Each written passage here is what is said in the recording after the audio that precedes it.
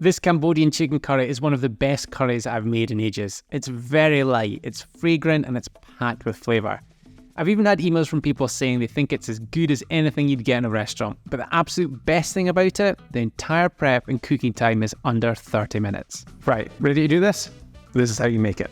The first thing we need to do is make our curry paste. We're going to add 4 lemongrass stalks, a chili pepper, I'm keeping the seeds in for the heat, but you can take it out if you like, a tablespoon of lime juice, a little splash of water, some apple cider or white wine vinegar, along with 1 chicken stock cube, equal measures of garlic and ginger. I'm always using a paste from a jar. I'll put a link to the one I use in the description below, and then blitz that until it is smooth.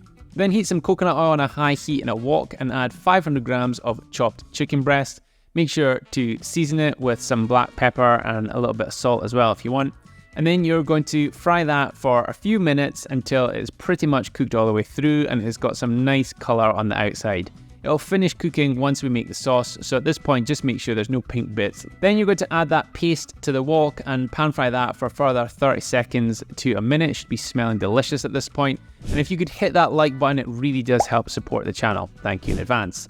Then you're going to add 400 mils, that's 1 can of light coconut milk, and then a teaspoon of sugar. Mix all of that through so it is nicely combined, and then we're going to reduce the heat to more of a medium temperature and simmer that for about 10 minutes. After 10 minutes, add in a handful of green beans or some other kind of vegetable, but I think green beans works really well. Stir all that through, give it another 5 minutes or so to allow those green beans to heat up, and then that is it. From then, you just need to plate it up. You can serve this with rice, other vegetables, but make sure you garnish with something green. That's always a little hack to make dishes look even fancier. I'm using some coriander, and then you just need to get stuck in and enjoy it. So that is how you make a Cambodian style chicken curry. It is smelling absolutely delicious and I cannot wait to get stuck into it. As always, thank you so much for watching this video. If you would like the full recipe for it, just click the link below and you can get it on my website. That includes all the macros, the calories and so on.